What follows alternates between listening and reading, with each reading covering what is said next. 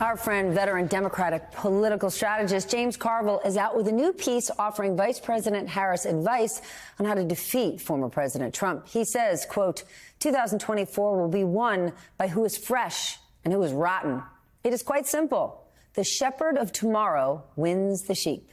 While Carville is suggesting Harris focus on her new way forward, Republican South Carolina Senator Lindsey Graham is encouraging Trump to do something he is absolutely not doing. Stay away from personal attacks and focus on his record. I guess Trump never speaks to Lindsey Graham because he is certainly not doing that. Joining us now to discuss, former Lieutenant Governor of Wisconsin, Mandela Barnes. Now he is a senior fellow at People for the American Way. And Mark McKinnon is here, former advisor to both George W. Bush and John McCain. What do you think, Mark, of James Carville's advice? Look forward. What do you think about what Lindsey Graham is saying? I think it's good advice from both of them. I did my first campaign with Carville 40 years ago, and I've learned more from Carville than anybody else I've worked in politics. He's at 80, he's still really good, and he's not running for president, but he can still be a good consultant. The thing that I think is really smart that he said was that it's been a mistake for Democrats to constantly talk about how dangerous Trump is, because that just feeds his superpower. That makes him bigger. What James is saying is laugh at him, and that diminishes him. Just make fun of him, make him weird. That whole thing is really working, I think, and I think that there's a lot of value in that idea. He also makes it very clear that the challenge for Harris is that she's an incumbent, but she has to be the change candidate. I mean, voters just are constantly very tricky. Yeah, I mean, she's in a position of saying, it's time for a change, stay the course, because she's been the incumbent vice president. But I think she's done a pretty artful job so far of separating herself from Biden respectfully, but coming out with new policies and forging her own way. And this whole freedom agenda kind of separates her from the democracy agenda, which, again, I think is really smart. So I think that she's doing a good job of it, and I think the debate will be key. Mandela, what do you think? Well, I think he's absolutely right. And the fact is, Donald Trump has been getting embarrassed over and over again ever since Kamala Harris became the nominee, because there's such a distinction between the two candidates. His biggest jabs at Joe Biden just simply do not work with Kamala Harris. And he's having a hard time trying to figure out what lines he can and cannot cross. Lines he has typically crossed before.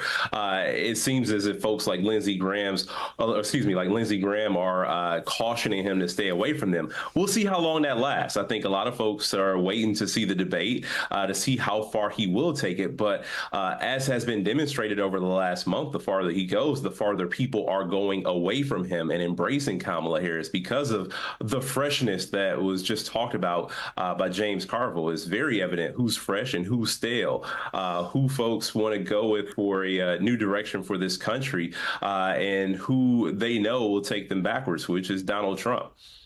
Can we go back to what you last said, Mark, that she's out there coming out with new policies and presenting them almost every day? Does she have to do that? Is it a good idea? Because Donald Trump, he doesn't show any policies.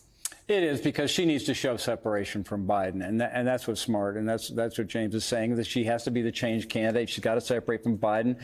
There's a lot of people that think that she, they're gonna blame her for the Biden policies that she was part of as vice president.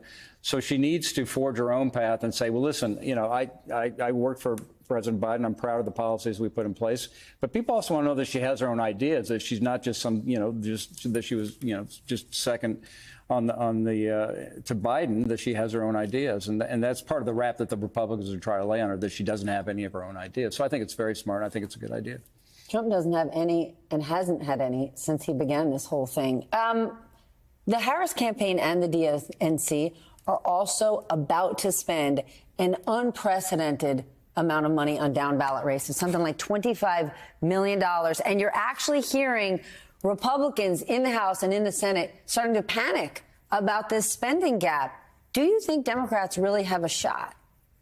Well, I mean, as the guy who spent $100 million in 2004 on television, I said to the campaign, I think we're wasting a lot of money. So I don't think television advertising helps a lot. But that's why I think it's smart to take that money and do something else with it. Put it in down ballot races, put it in voter registration. That's where I think the real difference is going to be on the ground with voter registration.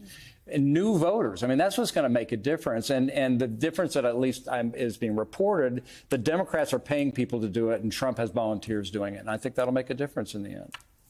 Mandela, what have you been hearing from people in your state, Wisconsin? Do you think Democrats have a shot at taking the House and the Senate? Well, I certainly do. And I think that there's this thing about reverse coattails that we should be real cognizant of. That money that's going to down ballot races. I think about how many folks, and not just congressional races that are contested, but also state legislative races who are just so amazing at messaging, but don't always have the resources to get their messages out there effectively. So if we can prop up those campaigns, if we can activate those volunteer bases and also the staff that they have on the ground to carry the message, one, for those individual candidates, but also able to carry water for the entire party, I think it'll do us all a great deal and ultimately help Kamala Harris ascend to the presidency. Now, I just left a group of young folks, the Wisco Project, in Madison, Wisconsin earlier today, and it was a crowd of about 50, 60 young people. And these weren't staff. These were folks who were just coming to campus. This is their first couple days on campus. And what are they immediately doing? They're showing up to get activated to show out in full force this campaign. 2 years ago, Wisconsin had the highest youth voter turnout in the entire country. And these are young people who are keen on keeping that title in this presidential cycle. First day on campus and they're registering to vote. Those are different kind of college students than I once was. Can I tell you a quick Carville anecdote? Yes. 1984, we did this race, a Senate race, and won an upset primary. So after the primary, we moved James from the headquarters to a separate building because he was scaring the interns so badly.